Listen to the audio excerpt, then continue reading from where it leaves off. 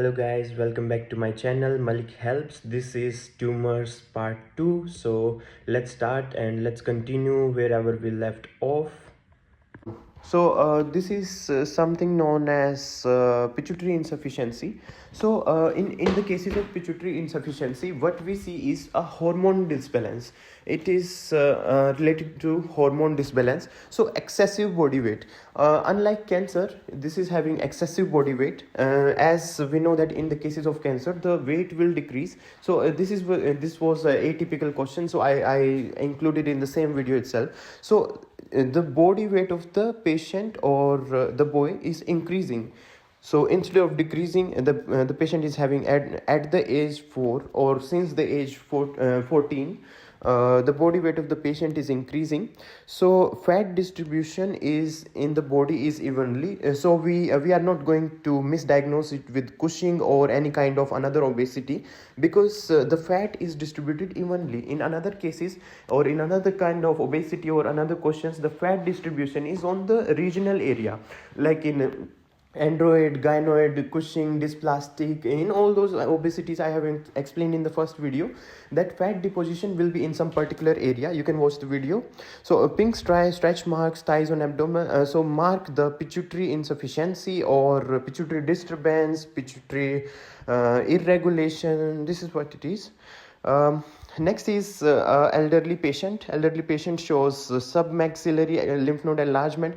Submaxillary, axillary, inguinal lymph node are enlarged. So if this much lymph nodes are enlarged, by the way, no need to misdiagnose it with the infectious mononucleosis. In the cases of infectious mononucleosis, we are going to see tonsillitis, which is not mentioned here at all, and mononucleosis will not show this much of CBC changes. So there are a lot of CBC changes. So when we see that a lot of CBC changes are there, like for example, erythrocytes are low, hemoglobin is low, color index is low, platelets are okay, leukocytes are elevated a bit, since they are in the normal range, but let's say after 7 we see that there is something going on in the blood, that they are 7.5 here. So we see that there is something going on in the blood. So ESR is elevated. ESR is more related to the malignancy I have told you. So what test to verify the cause of lymphadenopathy? If this much CBC changes and this much lymph nodes are enlarged, so the thing is, we suspect the problem with the bone marrow itself. So we take the open biopsy of the lymph nodes in these cases, because this much of almost all the group of lymph nodes are enlarged. So we will take the open biopsy of the lymph node in order to confirm the pathology. Next is something to remember. This is why it is highlighted well: synthetic reagents. So a worker is there who is working in the factory producing synthetic reagents. So synthetic reagents, just remember it, that benzene nitro compound poisoning. So these type of aromatic compounds are related to the malignant tumor of the bladder. So this is something we have to remember, that synthetic reagents and benzene nitro compounds, these such compounds when given in the question, so it is related to the malignant tumor of the urinary bladder. Let's go next.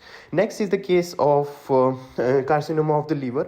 As we see, the elderly patient has liver cirrhosis associated with hepatitis C. So I see that after cirrhosis there is cancer itself. Cirrhosis itself was a complicated stage of liver. With the hepatitis C is still there, virus for 7 years. 7 years is too much. During the last 3 weeks, the patient developed the severe edema of the lower extremities. Abdomen is significantly distended with the fluid.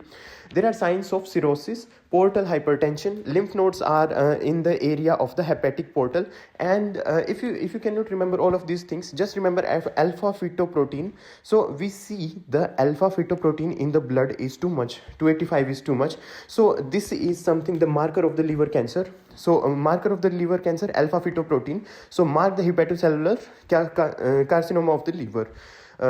remember, after liver cirrhosis, what we are going to see? Cancer itself. We know the stages: fatty liver, and then there will be cirrhosis, then there will be cancer at the end, then there will be, we have to just remove the liver itself now. So remember, alpha fetoprotein are related to the are the marker, the hallmark or the marker for the hepatocellular carcinoma of the liver. So next patient is elderly patient, says that there are multiple globular pale shadows 3 centimeter within the parenchyma of the both lungs. So in the last line, they said that investigation detected the cells of glandular neoplasm. So the tactics are in the question given in is chemotherapy courses. We have to remember this, that we do not confuse it with another options. Neoplasm, the question itself states that there is a cancerous pathology. So we have to give a lot of chemotherapy courses. So in the last question, we saw the TNM stages related to this. So we gave all the therapies, right?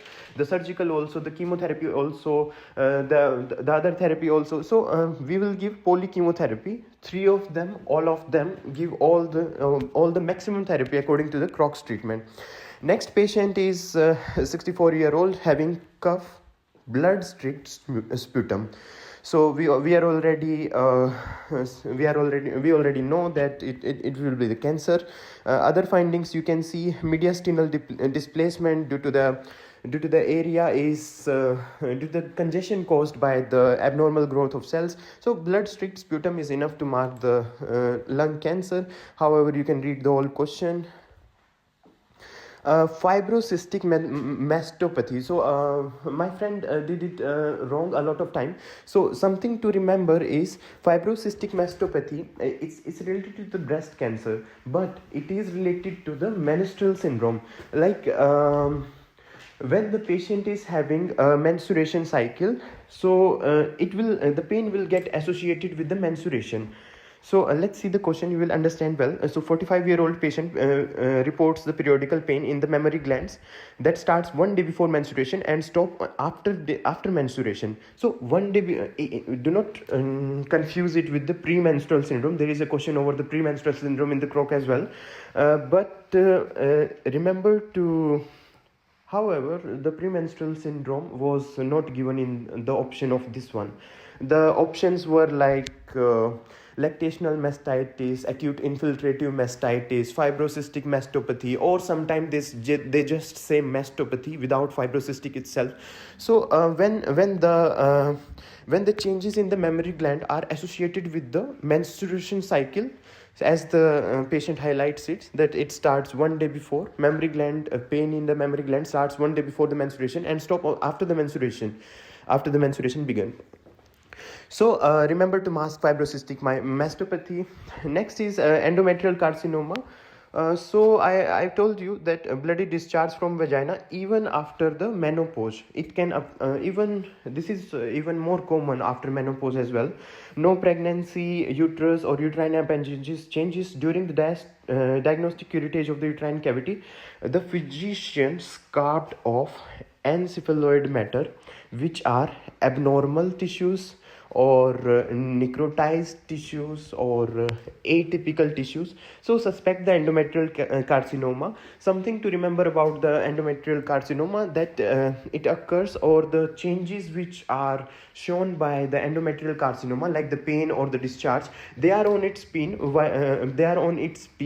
when the patient is having his or her menstrual cycle. But the patient having menopause here, so also typical for endometrial cancer. Thyroid cancer we have seen. So let's see the main points here. Hinders swallowing. The patient having problem with the swallowing causes a sensation of pressure. So let's come to the main point. Dense lumpy node moves during swallowing. Cold nodule. So cancer is a cold nodule, although the cancer is not supposed to move most of the time, but maybe a little bit it can move. However, mobility is the feature of tumors, not the cancer. So but you can remember the question with the cold nodule. So cold nodule is something we know that it should be cancer.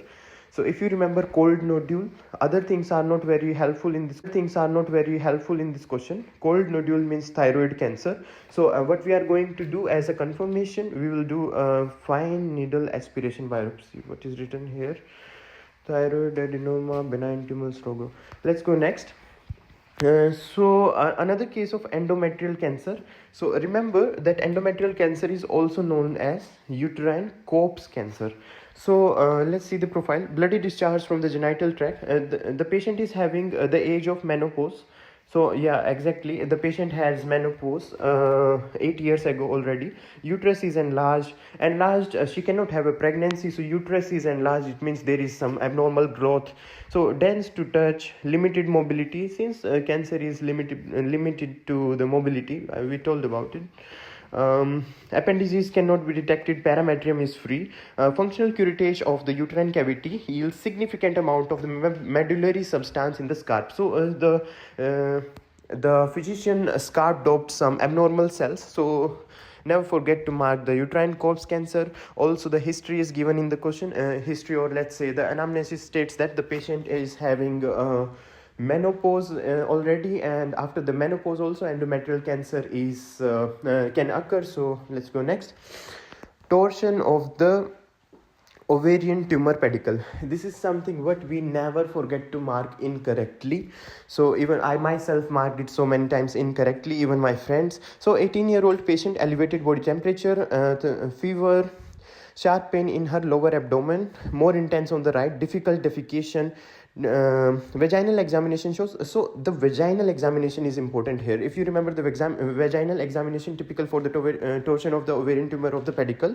So that's the time exactly where you can mark the torsion of the ovarian pedicle. So it should be dense, elastic formation, this and this in size, and in the area of right ovary. We are not having a lot of points to remember here. So what happens is, it's simply the twisting. I have shown it in the first video. The picture is there.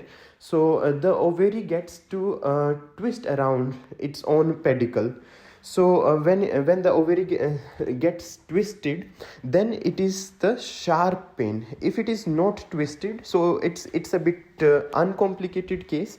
So then there will be a bit lesser pain. But just say let's say even in the when there is a strangulation or the torsion, the ovary got twisted on the around the axis of itself.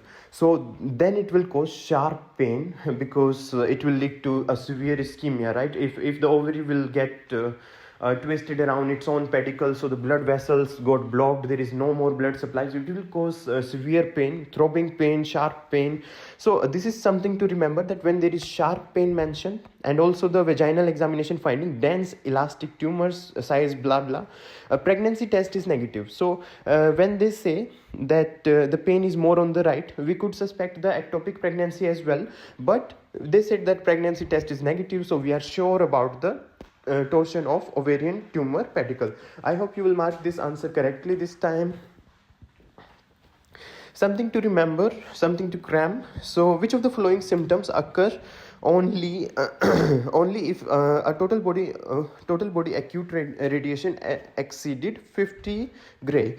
So this is the unit of Gray. So remember that when the radiation exceeds 30 Gray or 30 Gray, it is not normal for us. So the problem we will see with the vision and hallucination.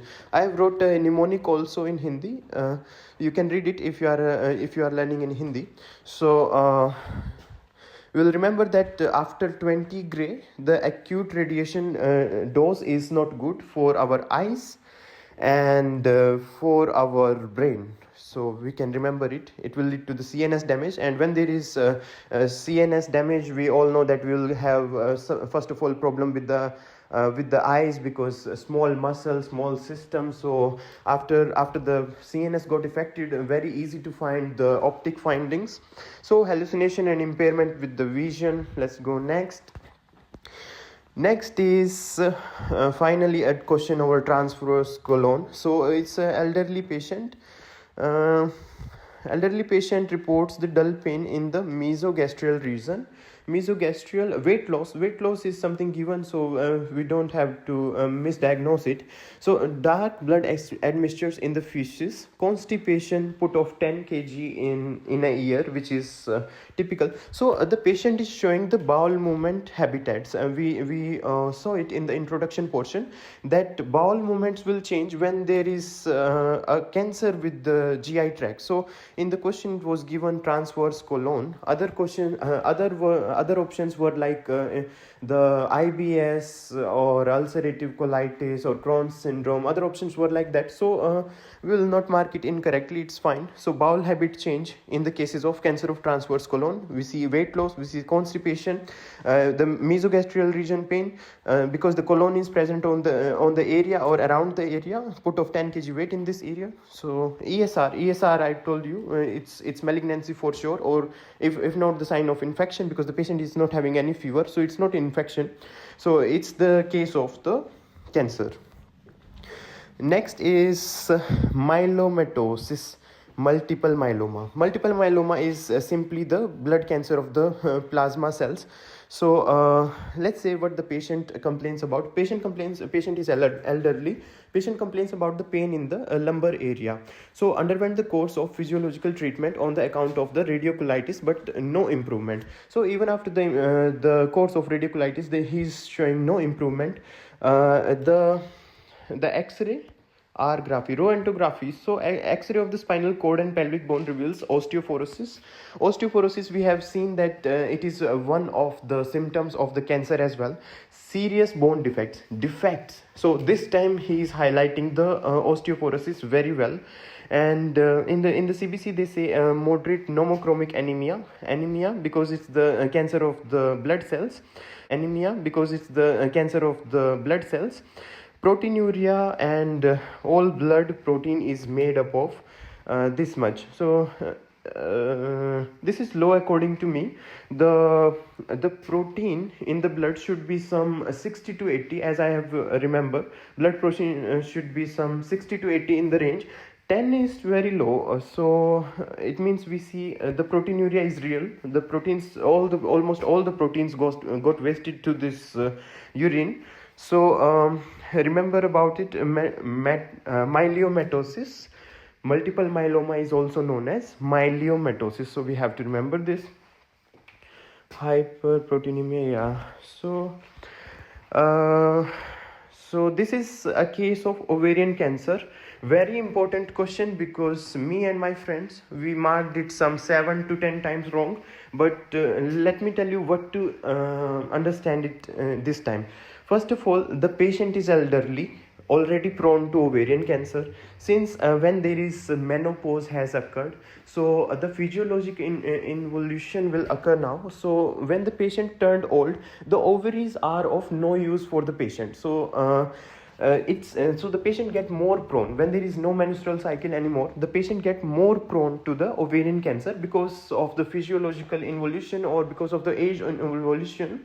The ovaries are only for the hormone secretion left in the patient, not for the menstrual cycle anymore. So the patient says general weakness, pain in the lower abdomen, 2-year history of post menopause. So after post menopause, I have told you that after menopause, the risk of endometrial cancer also increases.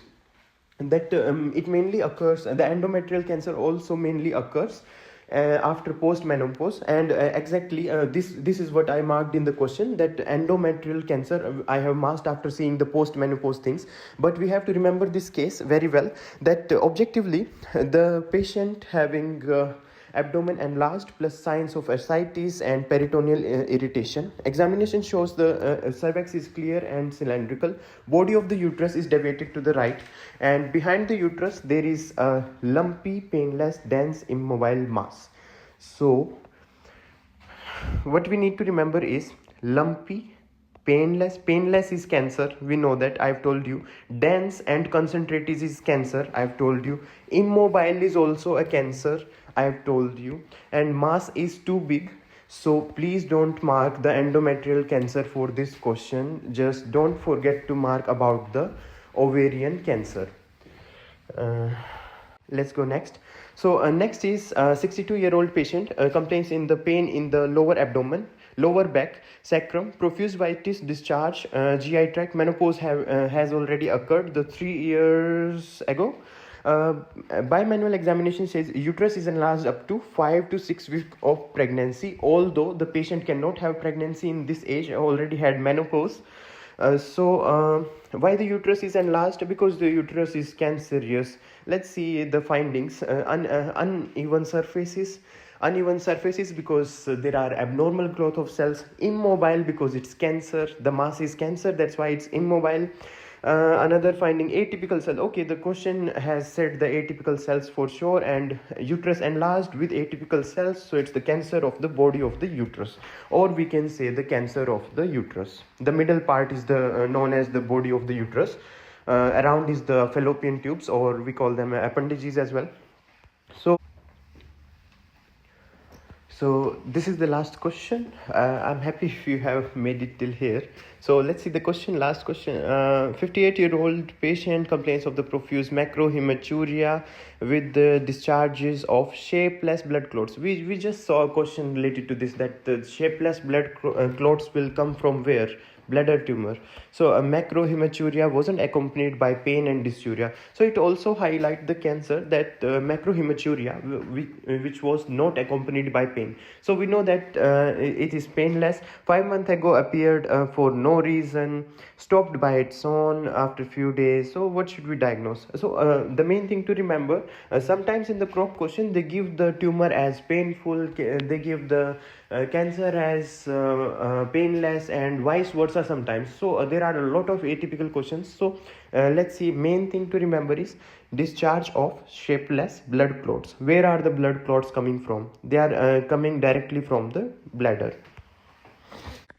So this is it with this video. Hope you enjoyed the video. The video is quite longer, but if you will watch it again on the 2x speed, so you will remember all of the tumors. And I hope you are taking enough breaks from the study session. So hope you enjoyed the video. Thank you so much. Have a nice day. Wait for the another video.